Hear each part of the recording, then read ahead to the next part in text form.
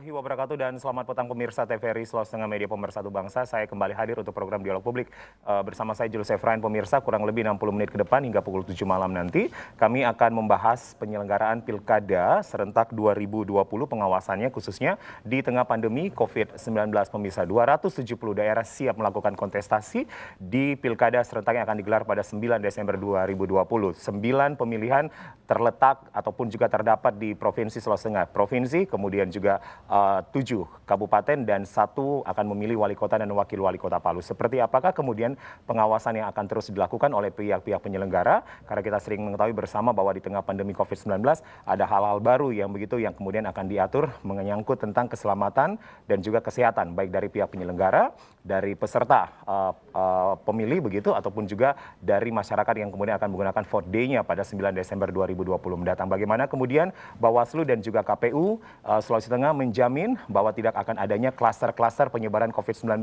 di tengah Pilkada 2020 yang memang kita masih dilingkupi dengan bencana non-alam, yaitu Coronavirus Disease 2019. Pemirsa, 3 narasumber kami telah hadir di studio TVRI Sulawesi Tengah, tepatnya di studio Pentalu, akan membahas tentang topik ini, yaitu pengawasan penyelenggaraan Pilkada di Provinsi Sulawesi Tengah. Saya akan perkenalkan satu persatu. Yang pertama bergabung bersama kami Ketua Bawaslu Provinsi Sulawesi Tengah, yaitu Pak Ruslan Hussein SHMH. Selamat sore, selamat petang Pak Ruslan. Selamat sore dan petang. Baik, Assalamualaikum warahmatullahi wabarakatuh. Waalaikumsalam warahmatullahi.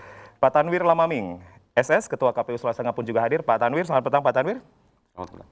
Dan juga Akademisi Universitas Tadulako Palu, Dr. Aminuddin Kasim SHMH. Selamat petang Pak Dokter. Selamat petang. Ya. Baik, dan pemirsa, kami mengundang Anda untuk berpartisipasi bersama kami melalui telepon 0451 452 414. Anda bisa menyampaikan aspirasi Anda, perspektif Anda tentang pengawasan penyelenggaraan Pilkada di 2020 di tengah wabah COVID-19. Saya akan langsung mulaikan perbincangan saya bersama dengan ketiga narasumber saya. Saya ke Pak Ruslan dulu. Pak Ruslan, dari Bawaslu sendiri yang menjadi kerja untuk hari ini dan akhir-akhir ini seperti apa begitu Pak kemudian? Sesuai dengan kewenangan, tentu Bawaslu melakukan pengawasan dan pencegahan di sana, Ya. Sosialisasi, himbauan, dan jika kemudian ada pelanggaran, tentunya menggunakan kewenangan yang kedua, penindakan pelanggaran, baik yang berdimensi pidana, administrasi, etik, maupun pelanggaran hukum lainnya. Dan juga kalau ada permohonan sengketa, tentunya jajaran kami di Bawaslu Kabupaten Kota dan terkhusus di Bawaslu Provinsi tentunya harus siap menyelesaikan permohonan sengketa yang diajukan oleh pihak terkait sekaitan dengan keputusan KPU. Artinya Pak Ruslan, kalau kita bahasan tahapan sekarang, kita berada tahapan KPU baru melakukan rapat pleno untuk data atau daftar pemilih sementara. Iya. Sudah adakah temuan yang kemudian ini melanggar administrasi, kemudian kode etik, ataupun juga hal lainnya begitu dari Bawaslu sendiri sudah ada menemukan? Terkhusus untuk pemutakhiran data pemilih, ini kami baru selesaikan tadi bersama dengan Pak Ketua KPU, bahwa di sana secara khusus Bawaslu menyampaikan saran perbaikan dan juga rekomendasi yang kami nilai dalam proses tersebut mayoritas saran perbaikan dan rekomendasi itu sudah ada tindak lanjut dari KPU Provinsi dan juga jajarannya, tapi kemudian kami tetap melihat ada beberapa catatan, kan ini masih daftar pemilih sementara, nah, sehingga masih ada waktu hingga menjadi DPT untuk kemudian teman-teman penyelenggara teknis KPU khususnya bersama dengan pengawas pemilihan untuk memastikan pemilih yang memenuhi syarat terdaftar dalam DPT dan juga pemilih yang tidak memenuhi syarat itu dihapus, dicoret dalam DPT tersebut. Selain pemilih Pak, apa yang sudah menjadi temuan Pak? Kalau kita pun misalnya berbicara tentang pasangan calon begitu, kita tahu bersama untuk gubernur, wakil gubernur ada 2 begitu pasangan calon yang kemudian akan ditetapkan. Ya.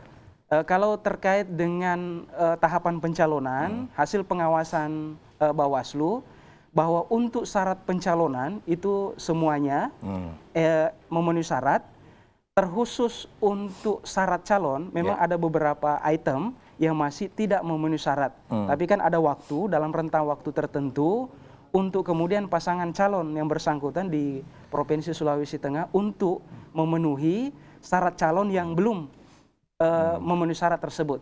Kemudian saya tambahkan lagi untuk hasil pemeriksaan kesehatan itu semuanya memenuhi syarat. Oke, dan itu sudah dilaporkan Pak dari rumah sakit masing-masing undata untuk gubernur ya Pak? Ya, artinya seperti itu hasil pengawasan Bawaslu yang connect dengan hasil kerja dari teman-teman KPU provinsi. Baik, baik. Jadi saya ulangi Pak, untuk pencalonan sendiri ini ada syarat pencalonan yang sebenarnya sudah memenuhi syarat semuanya, namun untuk syarat calon masih ada yang BMS begitu Pak, Iya. belum memenuhi syarat. Apa yang kemudian akan menjadi rekomendasi, nanti saya akan kembali ke Pak Ruslan gitu. Saya ke Pak Tanwir. Pak Tanwir, tadi kita bersama siang tadi KPU sendiri ini melakukan rapat pleno begitu Pak, rekapitulasi dan penetapan DPS tingkat provinsi Sulawesi Tengah. Hasilnya seperti apa Pak Ketua KPU? Ya, tadi kita sudah lakukan pleno terbuka penetapan DPS. Jadi pleno terbuka tadi ini sebenarnya hanya rekapitulasi dari hasil pleno kabupaten kota. Jadi ada 13 Pak. Sorry, yang Ya, yang 13 kabupaten 13 kota kabupaten semua kota. melakukan itu. Jadi kita melakukan rekap, artinya kita melaksanakan rekap itu untuk menetapkan jumlah DPS se-Sulawesi Tengah. Ya, jadi pleno ini sudah ditetapkan di tingkat kabupaten, kemudian kita rekap. Untuk DPS kita itu sejumlah 2.018.722. 2.018.722 722 pemilih. ini di kabupaten kota di 13 Pak, Iya, 13 kabupaten kota. oke. Nah, jadi itu yang kita tetapkan. Nah, mekanisme ini proses ini kan masih jalan. Ini baru penetapan, dalam waktu beberapa hari ke depan kami harus umumkan kepada seluruh ke semua TPS ya. PPS akan melakukan pengumuman. Kemudian kita berharap bahwa dari pengumuman itu ada tanggapan, Oke. ada tanggapan masukan ya. Dan juga ada ketentuan lain yang harus teman-teman laksanakan, yaitu uji publik terhadap DPS. Ini untuk lebih meminimalisir kondisi-kondisi di mana mereka yang seharusnya terdaftar itu tidak terdaftar. Tanggapan masukan ini akan diberikan oleh siapa saja begitu Pak? Siapapun. Melibatkan pihak-pihak saja. Ya, siapapun yang bisa memasukkan ke kami, entah itu kemudian masyarakat umum, entah kemudian peserta pemilu, pemilihan, partai, ataupun dari teman-teman Bawaslu atau Panwas atau Panwas kelurahan dan desa, Panwascam. itu pasti kami akan mengakomodir. Akan ada uji publiknya juga Pak? Ya, ada juga uji publiknya itu untuk memastikan apakah DPT kita memang operasi itu bagaimana. Oke. Kapan kemudian DPS ini akan berubah menjadi DPT Pak? Itu Kalau kita hitung-hitungannya akan, ya begitu. ini kan bergulir ya, waktu kita itu sampai Oktober. Ya, sekitar 8 Oktober kita sudah harus menetapkan DPT.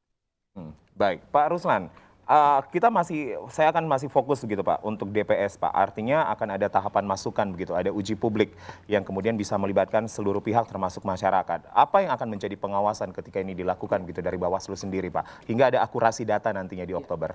Artinya dalam konteks faktualnya, penyelenggara teknis KPU jajarannya di tingkatan kelurahan dan desa itu jalan beriringan dengan pengawas pemilihan.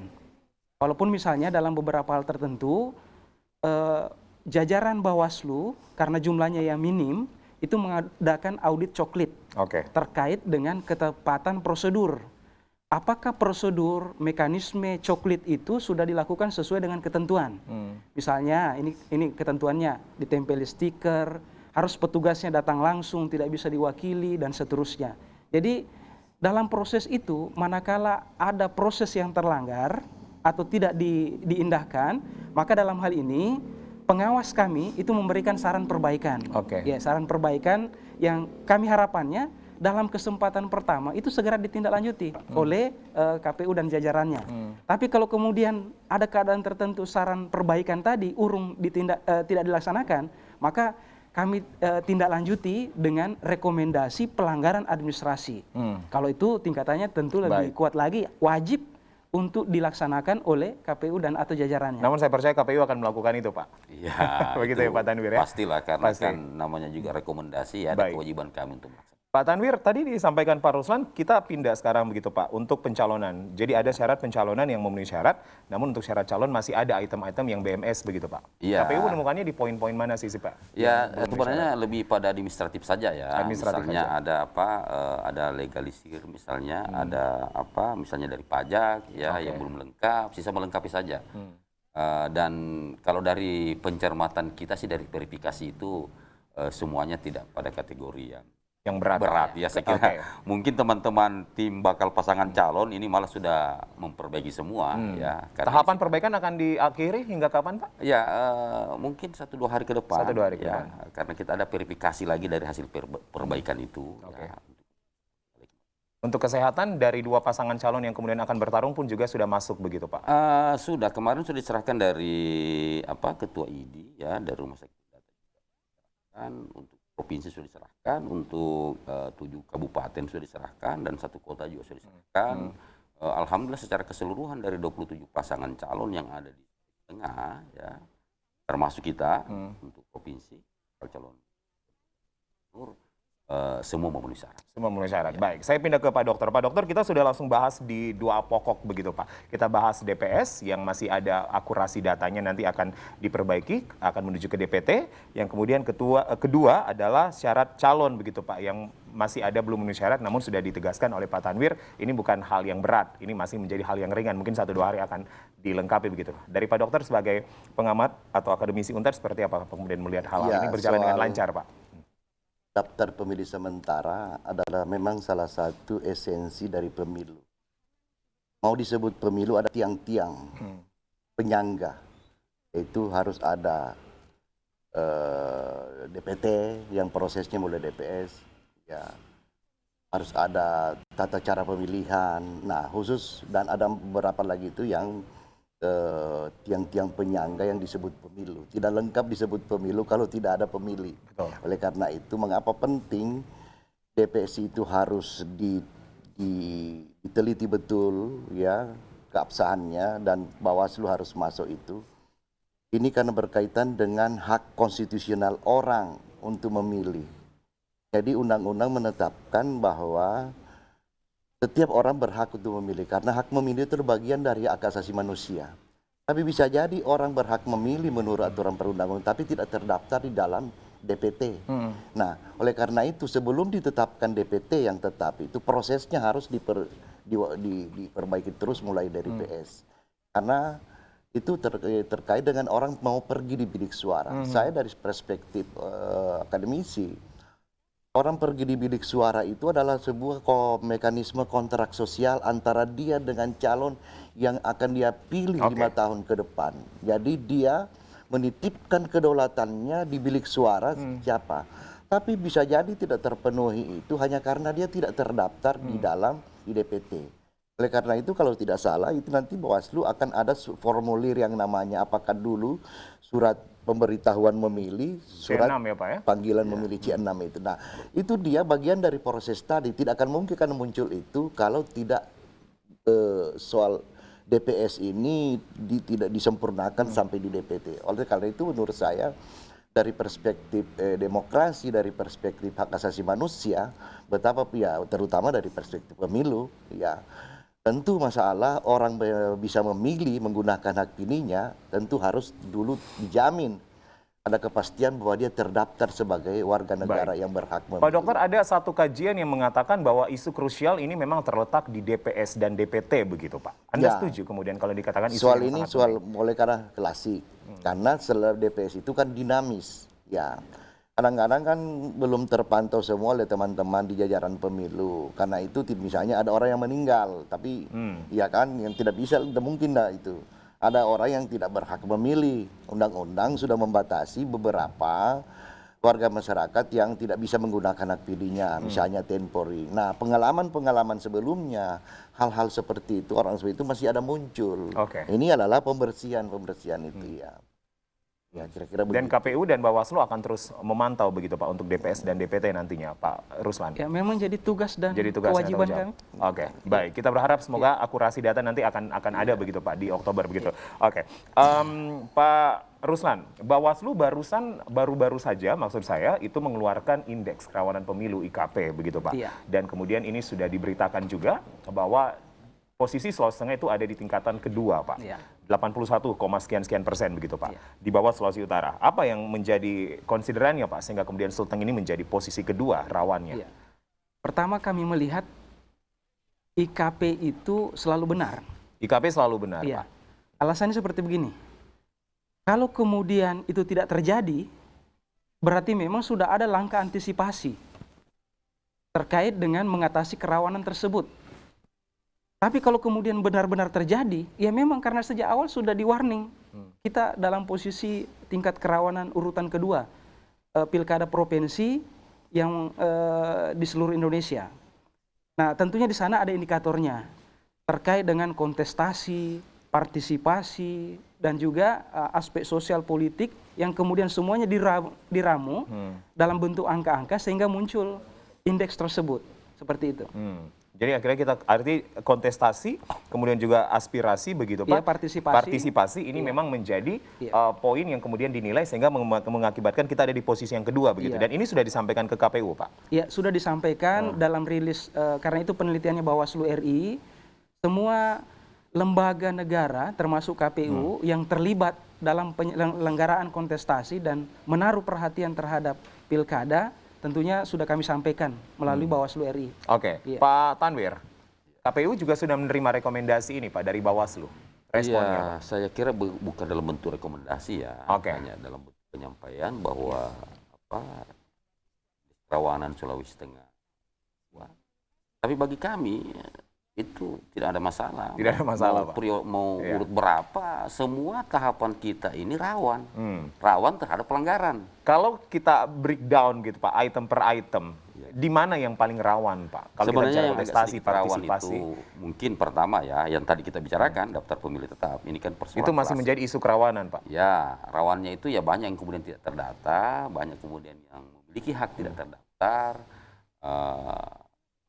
Itu yang pertama, kemudian di masa kampanye juga itu bisa jadi. Dan di masa pencoblosan hari K sampai pada rekapitulasi. Kalau kita bicara partisipasi Pak, kita mengacu kepada Pileg dan juga Pilpres 2019, kita di angka 80%, 80%, artinya ini sangat tinggi Pak. Iya. Kenapa kemudian partisipasi masih diragukan begitu Pak? Ya, kondisinya kan ini berbeda ya. Ada saya kira paradigma yang agak sedikit berbeda antara legislatif presiden ya, kemudian dengan pemilihan yang kita sebut biasa pilkada ya. Sebenarnya kalau saya sih terbiasa dengan pemilihan. Oke. Ya. Pemilihan di 2020. Pertama tentu dengan kondisi kita berada di tengah pandemi. Nah, pertarungan kita saya kira pelaksanaan ini hanya dua saja. Apakah kemudian partisipasi kita meningkat atau menurun? Nah itu kemudian pertarungannya ya, pertarungannya kenapa kemudian kami agak sedikit khawatir ya bahwa mungkin saja terjadi penurunan partisipasi dari apa yang sudah kita capai dari sebelumnya. Jadi alasan utamanya karena memang kita berada di pandemi Pak. Iya. Tidak ada alasan lain begitu Pak. Artinya kalaupun tidak ada pandemi, partisipasi Sulteng masih akan tinggi begitu di 80. Ya kita berharap seperti itu karena ini kan kemarin legislatif ya. Kalau kontestasinya kan ini beda. Ini kan lokal ini kan pemilihan gubernur, pemilihan bupati. Ya kita berharap juga seperti itu. Biasanya sih kalau pemilihan pemilihan kepala daerah, bupati ataupun gubernur minus palu mungkin ya, yang agak partisipasinya kalau dari pembacaan saya ada beberapa partisipasi yang memang turun. Tapi untuk kabupaten lain itu cenderung tetap saja. Tetap saja. Pak Ruslan, pengawasan memang lebih berat adanya ketika Pileg Pilpres Pak. Kami melihat sama saja. Sama saja Pak. Iya. Jadi melihatnya sama saja. Iya. Artinya kerja dari Bawaslu pun juga akan sama begitu Iya. Pak. Baik. Oke Pak Dokter, partisipasi ini kemudian di samping kontestasi dan ini sudah menjadi acuan IKP dikeluarkan oleh Bawaslu Pak. Tanggapan Anda Pak sebagai akademisi gitu kan? Saya ingin mengatakan begini. Pilkada kali ini berbeda dengan pilkada-pilkada sebelumnya. Apalagi kalau kita bandingkan Pilpres. Pokoknya yang namanya election berbeda dengan yang kali ini.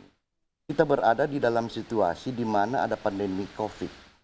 Iya, di sini juga menjadi perhatian kita dan soal keselamatan dan soal nyawa manusia. Nah, karena kita berada di dalam situasi ini, makanya menurut saya, baik Bawaslu maupun KPU diberikan beban ganda. Oke. Di samping dia harus mensukseskan pilkada, ya, juga dia harus juga bagaimana juga menyelamatkan umat manusia dari akibat COVID ini, kita tidak tahu. Nah, ini adalah sesuatu yang berbeda dengan sebelum-sebelumnya. Makanya bisa jadi ada ancaman serendahnya partisipasi pemilih. Iya, misalnya kampanye saja nanti dibatasi. Iya. Iya. Kemudian orang di bilik suara. Iya. Apakah dengan ya mudah-mudahanlah ke depan ini pandemi Covid ini bisa berhenti. Iya. Tapi kalau itu kita tidak ada kepastian mengenai itu, maka bisa mengganggu orang pergi ke bilik suara. Iya. Kan soal ketakutan, keselamatan juga penting. Keselamatan juga penting. Berdemokrasi juga penting.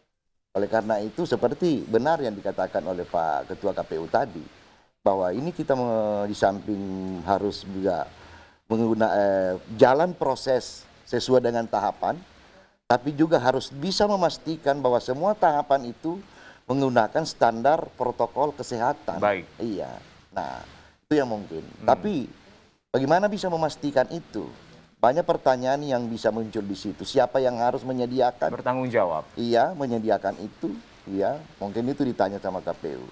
Bagaimana misalnya Bawaslu mengawasi ketika misalnya itu ada orang misalnya punya hak konstitusional memilih hanya karena dia tidak memiliki misalnya protokol kesehatan, tidak disediakan, tidak masker, hanya itu bisa menjadi penyebab kehilangan hak konstitusional. Nah, semua itu bisa dipersoalkan oleh terutamalah para calon yang ikut berkontestasi di dalam. Artinya ada beban ganda begitu Pak, Iya, karena benar. satu beban penyelenggaraan seperti Iya. biasanya, dan dua ini beban bagaimana Iya. bisa melakukan persuasif di tengah-tengah pandemi begitu, untuk orang bisa nanti memilih. Pemirsa, kami membuka line telepon 0451 452 414 untuk Anda yang bisa bergabung dan mau bergabung bersama kami. Anda bisa menghubungi kami di nomor yang ada di layar televisi Anda, dan sudah hadir Ketua Bawaslu, Ketua KPU Provinsi Sulawesi Tengah, dan juga salah satu akademisi UNTAD yaitu Pak Dr. Aminuddin Kasim begitu. Anda bisa menghubungi kami dan nanti kami akan merespon begitu apa yang menjadi perspektif ataupun juga opini Anda. Pak Tanwir, Ketua KPU, saya menyambung apa yang kemudian langsung menjadi pertanyaan tadi dari Pak Doktor begitu Pak.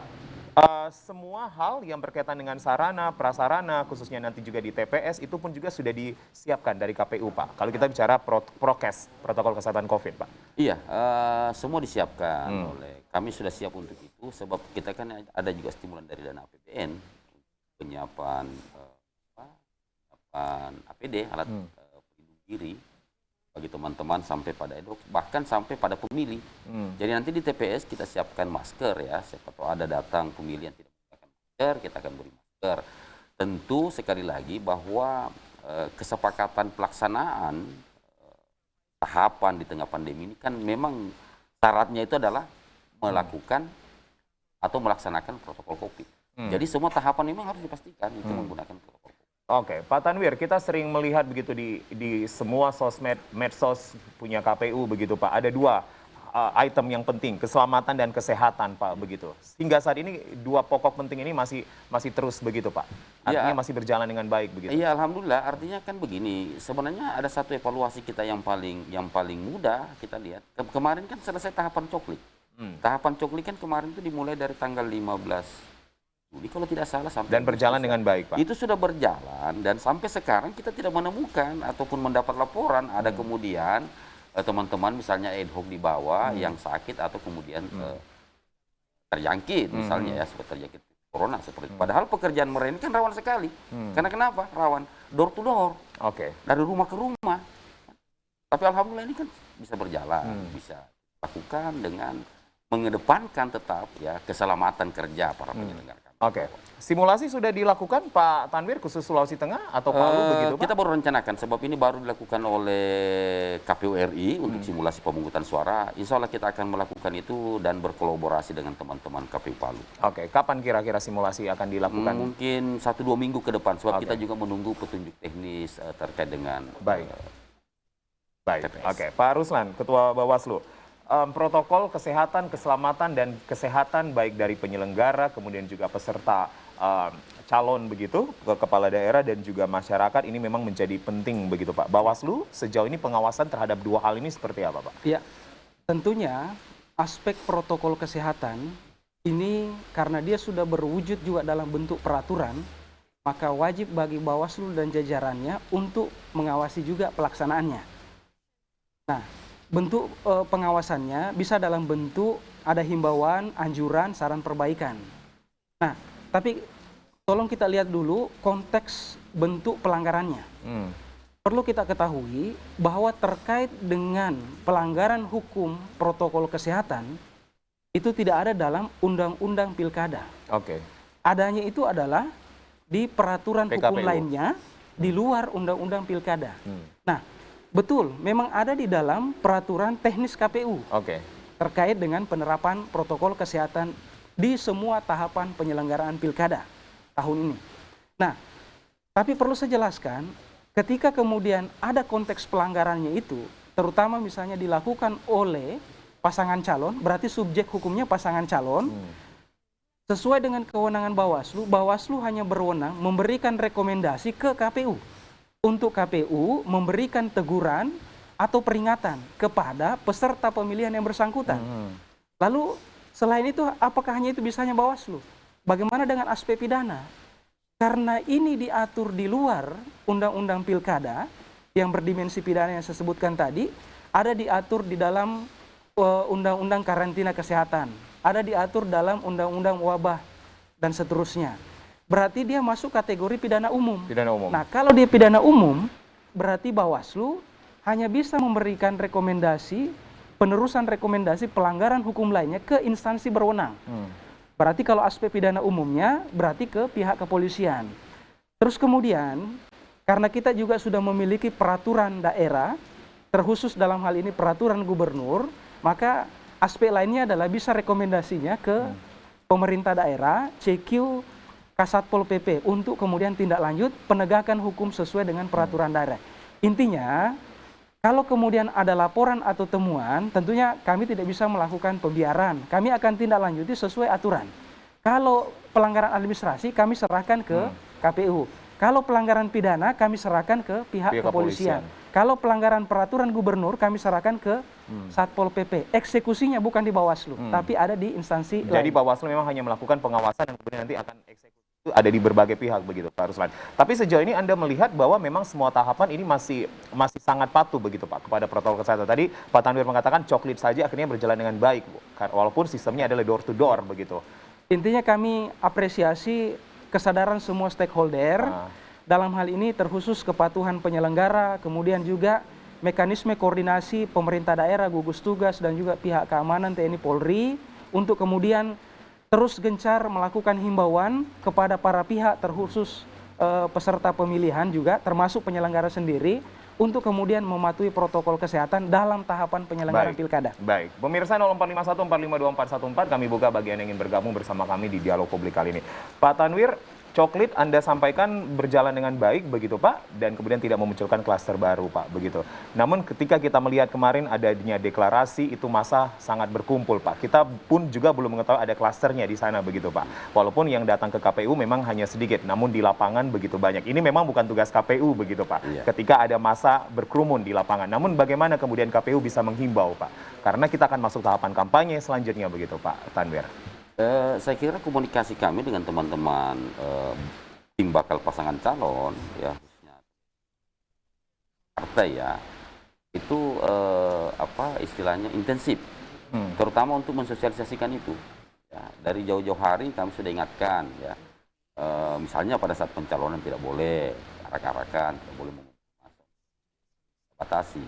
Saya kira juga untuk tahapan-tahapan selanjutnya, apalagi tahapan kampanye yang kita tahu bahwa PKPU 10 memang kemudian sudah banyak yang mengatur ya, pembatasan-pembatasan yang jelas. Baik, Pak Tanwir, ditahan dulu PKPU 10-nya, nanti akan saya lanjutkan. Kita ke penelpon pertama. Selamat malam, Dialog Publik. Selamat malam. Ya, bisa tersambung? Ya, kita masih menantikan sambungan dengan penelpon masyarakat. Selamat malam. Oke, sepertinya belum. Ya, bisa diulang kembali 0451452414. Kami bahas penyelenggaraan Pilkada serentak 2020, Bawaslu, KPU, dan juga akademisi sudah hadir bersama kita. Ya, jadi Pak, apa yang kemudian akan menjadi himbauan Pak ketika masa kampanye akan tidak ada kerumunan massa nantinya Pak? Iya, saya kira kalau itu ya sudah kita Sudah sering sosialisasikan ya dihimbau. dari jauh-jauh hari kita sudah sosialisasikan bahwa sebelum adanya PKPU 10 ini kan perubahan dari PKPU 6. Oke. Ya, bagaimana kemudian pelaksanaan tahapan di masa pandemi. Saya kira sosialisasi ini sudah kami lakukan. Secara masif juga kami sampaikan kepada teman-teman. Baik. Bagaimana kemudian metode kampanye nanti, tatap muka bagaimana. Saya kira ini sudah jelas semua bahwa ada pembatasan-pembatasan. Kampanye di tempat umum ya, rapat umum bisa dilaksanakan, tetapi tentu ada pembatasan-pembatasan. Namun biasanya Pak, masyarakat tidak paham begitu Pak. Artinya ini karena euforianya tinggi begitu Pak. Animonya tinggi, masyarakat ingin begitu Pak melihat pasangan calonnya begitu. Ya, saya kira memang ini kan kondisi yang tidak lazim. Ya, harus memang kita akhirnya harus menerima seperti ini. Karena inilah saya pikir, kembali lagi bahwa kesepakatan kita melaksanakan tahapan ini adalah pelaksanaan protokol COVID. Kalau itu misalnya harus dibatasi, ya dibatasi. Saya kira itu nanti kemudian menjadi ranah teman-teman Bawaslu. Oke. Apakah kemudian ini mampu? Ada keterlibatan pengamanan dari Polri, TNI begitu Pak Tanwir nantinya? Saya kira iya ya, karena ini juga mungkin terkait dengan mereka. Apalagi impersonalkan merujuk kepada mereka. Baik. Pak Dokter, Ya. euforia kontestasi pilkada memang begitu sangat tinggi Pak. Animo masyarakat ketika bicara pilkada apalagi begitu Pak. Ya, bicara kearifan lokal juga ingin mendukung pasangan calonnya. Namun sekali lagi kita di klaster COVID-19. Di wabah COVID-19. Kita tahan dulu Pak Dokter. Saya ke penelpon pertama. Selamat malam. Halo, selamat malam. Dialog publik.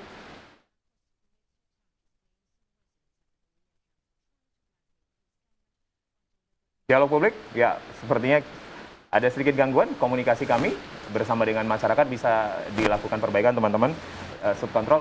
Oke, Pak Dokter, bagaimana kemudian euforia ini tetap euforia, masyarakat tetap bergembira, namun masyarakat berhati-hati begitu Pak? Apa yang harusnya dilakukan pihak penyelenggara dan masyarakat? Menurut saya, ini kan tadi suasana yang tidak normal berbeda dengan pilkada-pilkada sebelumnya. KPU sudah melakukan pencegahan antisipasi dengan pembatasan hanya waktu pendaftaran calon. Tapi kalau menurut saya tidak hanya cukup dengan KPU Bawaslu. Bagi saya ada hal yang lebih penting dari itu. Tumbuh kesadaran dari pasangan calon. Pasangan calon ini kan kelak kalau dipercayakan rakyat akan mau jadi bupati atau wali kota, gubernur atau itu. Di sini saatnya kita menakar komitmen kerakyatannya. Kalau Anda betul-betul mau jadi pemimpin, tunjukkan contoh yang baik. Bahwa jangan terlalu banyak mengajak orang pergi kampanye. Artinya, jadi keselamatan manusia lebih penting. Nah, saya mau didorong sebenarnya hal seperti ini. Bahwa apakah ada komitmen para paslon itu memiliki kepedulian, punya sense of crisis bahwa ini suasana yang tidak normal. Iya, soal memang Anda harus misalnya banyak orang berkampanye, ini suatu hal berkaitan dengan elektabilitas. Tapi yang paling penting adalah keselamatan orang banyak. Oleh karena itu, saya ingin mau melihat, adakah di saatnya kita menakar komitmen bukan lagi politisi, negarawan, peduli ke Anda. Kalau banyak orang sakit sampai menyebabkan itu. Oleh karena itu, sekali lagi, jangan dituntut ini persoalan hanya seakan-akan kepada penyelenggara pemilunya KPU. Paslonnya kita mau takar sekarang. Artinya ini akan menjadi pekerjaan rumah Pak. Iya. Pada saat pun penyampaian visi dan misi begitu Pak. Artinya pekerjaan rumah yang kemudian baru lagi untuk jangan mengajak banyak masyarakat ketika ada kampanye begitu. Iya. Nah, kalau dia tidak memperdulikan itu, menurut saya, bagi saya selalu pemilih, Anda tidak punya sense of crisis di tengah situasi pandemi ini. Lebih menonjolkan Anda merebut kekuasaan, jadi syahwat kekuasaannya lebih menonjol merebut tempat terhormat sebagai bupati, gubernur, daripada menyelamatkan umat manusia. Karena kesehatan tadi. Menurut saya saatnya sekarang dibangkitkan kesadaran masyarakat, saatnya Anda orang paslon mau peduli dia syahwat kekuasaannya atau menyelamatkan umat manusia. Baik. Kami sepakat untuk hal itu. Kita ke penelpon pertama lagi. Selamat malam, dialog publik. Sambung. Halo, selamat malam. Ibu Nadine, Halo, selamat Ibu Nadine malam. di Tinggere. Silakan Ibu Nadine. Kurang jelas suaranya, Pak. Ya, bisa audionya teman-teman? Monitor audio. Selamat malam. Oke, selamat malam. Dengan Ibu Ria Masih kurang jelas? di Puskut. Ya. Iya. Boleh Bu, dicoba lagi? Iya. Halo? Jelas? Ya, silakan. Silakan Ibu Nadine. Baik. Ibu Ria, Pak. Oh, ganti Ibu Ria sekarang. Ibu Ria di Puskut. Selamat malam Ibu Ria. Selamat malam. Ya, jadi begini Pak, saya mau tanya bagaimana dengan politik bansos ini Pak. Oke. Maksudnya Politik bansos ya Bu ya? perlu mengantisipasi ini gitu. Baik, baik. Baik, makasih. Terima kasih Ibu Ria. Ya, ini cukup kritis juga. Ini memang hal menjadi krusial juga begitu. Pak Tanwir, kami mendapat bocoran nantinya akan ada debat publik, ya.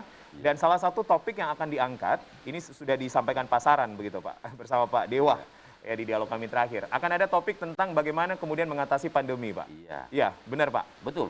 Jadi Oke. kita akan lihat bagaimana komitmen para calon pemimpin. Kenapa KPU akan mengangkat topik ini, Pak? Ya, Kenapa KPU harus mengangkat topik ini, Pak? ya saya kira perlu. Sebab Perlu. kita sekarang pada masa pandemi. Bawaslu sendiri? Gitu Pak, setuju walaupun ya memang gawean KPU begitu Pak. Ya, jadi topik ini akan menjadi isu yang hangat nanti. Iya. Oke, baik. Pak Ruslan, ini ada pertanyaan dari Ibu Ria di Puskut. Politik bansos, Pak. Ya, kita lebih spesifik pun juga bicara Sulawesi Tengah, Pasigala ataupun juga pada Gimo. Kita masih bencana alam, belum terselesaikan semuanya, bantuan dana stimulan sampai hari ini masih menjadi PR. Ada petahana-petahana yang kemudian juga akhirnya bertarung kembali, Pak, begitu.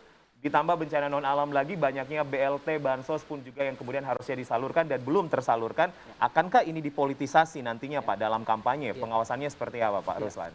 Saya sangat bersemangat dengan pertanyaan ini. Alasannya seperti ini. Kalau kemudian ini dilanggar oleh petahana, politisasi bantuan sosial, petahana yang akan maju sebagai calon kepala daerah, ini bisa berkonsekuensi kepada pembatalan sebagai pasangan calon. Oke, itu sudah diatur Pak ya? Ya, itu diatur di dalam pasal 71 ayat 3 Undang-Undang Pilkada. Hmm. Lalu di mana letak irisannya? Bukankah kemudian kepala daerah, organisasi perangkat daerah juga punya kewenangan untuk kemudian menyalurkan bantuan sosial? Lalu dalam keadaan bagaimana ada tindakan yang kemudian mengarah pada pelanggaran hukum pilkada? Jadi dalam hal ini ada kewenangan untuk menyalurkan bansos itu. Tapi kemudian saat kemudian bansos itu penyalurannya disertai dengan kegiatan politik praktis yang menguntungkan atau merugikan pasangan calon, maka di sana letak pelanggarannya. Oke, dan itu akan langsung diberhentikan Pak? Nah, kalau saat ini karena belum ada penetapan Temuan. pasangan Oke, calon, belum ada penetapan. pasangan calon itu nanti ditetapkan tanggal 23 September. Kalau saat ini ada kejadian, maka pengawas pemilihan itu hanya bisa mencatat. Tapi setelah ada penetapan pasangan calon, maka Bawaslu Provinsi atau Bawaslu Kabupaten Kota akan memberikan rekomendasi pelanggaran administrasi pasal 71 ayat 3 junto ayat 5 kepada KPU untuk kemudian membatalkan pasangan calon karena melakukan pelanggaran Bawaslu pasal akan sangat tegas mengawasi ini Pak. Iya. Akan sangat tegas Pak Ruslan. Iya. Akan sangat tegas ya. Kita ke penelpon selanjutnya. Selamat malam. Papa Dadang di Palu. Silakan. Silakan Bapak. Ya, terputus. Pak Dokter, politisasi bansos, politik praktis Pak, di tengah-tengah bencana.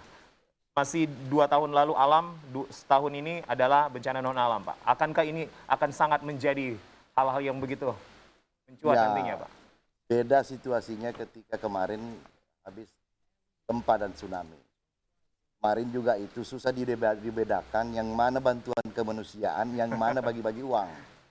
Itu terutama di tenda-tenda pengungsian. Baik. Kali ini juga bisa berpotensi, dan ini ya Bawaslu harus sampai jeli melihat itu. Bisa berpotensi bagi-bagi alat-alat protokol kesehatan yang juga bantuan kemanusiaan, tapi juga mengajak orang untuk memilih dia. Nah, terutama pembagian bansos, itu tadi sudah dijelaskan bahwa ancamannya memang berat yang diatur di undang-undang. Itu adalah pembatalan. Itu di pasal yang disebutkan tadi 71 ayat 3. Yang itu juga diyuntokan dengan pasal 90 ayat peraturan KPU nomor 1 tahun 2020. Tapi itu setelah dia ditetapkan sebagai paslon. Oke. Baru kena jadi wilayah beroperasinya pasal 90 itu dia setelah Baik. ditetapkan. Pak Dokter mohon ditahan dulu, mohon maaf Pak, saya potong dulu. Kita ada penelpon selanjutnya. Selamat malam. Oke, Pak Pangandaran kembali bergabung bersama kami. Silakan Bapak. Silakan Pak. Ya, terputus. Pak Dokter, bagaimana kemudian paslon harusnya meminimalisir hal ini Pak, terutama yang masih ada kaitannya petahana, incumbent begitu Pak? Menurut saya, karena itu hanya ditujukan terutama kepada petahana, jangan lakukan karena risikonya itu adalah pembatalan. Oke. Kasus seperti ini sudah banyak terjadi. Ya, sebelum-sebelumnya Pilkada 2017, 2018. Tapi memang pada akhirnya ada yang lolos karena setelah menempuh upaya hukum di Mahkamah Agung sampai ke Mahkamah Agung. Ya. Tapi bagi seorang calon yang tidak mau terlalu buang energi, lebih baik jangan melakukan daripada lolos lagi hanya karena menempuh upaya hukum. Berapa banyak biaya lagi kira-kira Baik. energi. Jadi Pak Ruslan setelah nanti dilakukan penetapan dan ketika hal ini terjadi, maka kemudian itu tidak menghitung dua kali begitu Pak, akan langsung diberhentikan gitu dari kontestasi. Kami akan keluarkan kalau faktanya ada, buktinya ada, kami akan kaji sehingga kemudian menghasilkan rekomendasi kepada KPU. Akan ada rekomendasi kepada KPU dan eksekusinya nanti di KPU. Ya Pak Tanwir. Oke, kita ke penelpon selanjutnya. Selamat malam. Selamat malam. Dialog publik. Malam dialog publik. Ya. Selamat malam. Oke. Pak Tanwir, hasil kunjungan komisioner anggota KPU RI Pak Dewa kemudian mengunjungi tetap begitu Pak di Tondo, akan diberikan rekomendasi akan ada TPS nanti. Ya, itu sementara kita kaji ya. Kajian untuk kemudian sampai terkait dengan masalah itu. Yang pasti saya kira kami juga berkewajiban untuk mendekatkan pemilih. Artinya Pak, warga yang ada di Huntap Tondo ini kan dari misalkan Balaroa. Artinya mereka tidak perlu lagi begitu nanti ke Balaroa Pak? Ya, yang pasti kita akan mencarikan solusi yang terbaik. Oke. Apakah kemudian seperti itu atau mekanismenya nanti bagaimana? Saya kira ini kami juga sudah sepakat dengan Bawaslu. Intinya kami memudahkan pemilih melaksanakan hak mereka. Baik. Pak Ruslan, bagaimana kemudian Bawaslu pun juga akhirnya menyetujui kesepakatan ini? Artinya partisipasi harus dipertahankan begitu Pak. Artinya mobilisasi warga nanti 9 Desember tidak terlalu jauh sehingga membuang waktu, membuang tenaga, membuang uang begitu juga Pak. Ya. Khususnya kalau kita bicara Huntap. Ya. Ini berangkat dari prinsip bahwa jaminan warga negara yang memenuhi syarat untuk kemudian bisa menggunakan hak memilihnya pada 9 Desember mendatang. Nah, dalam rangka itu, ini kan tergambar kalau kemudian dia harus dikembalikan ke alamat sebelumnya, apakah tidak lebih baik coba kita kaji bersama dalam rangka dasar tadi itu untuk kemudian mendekatkan TPS di wilayah hunian.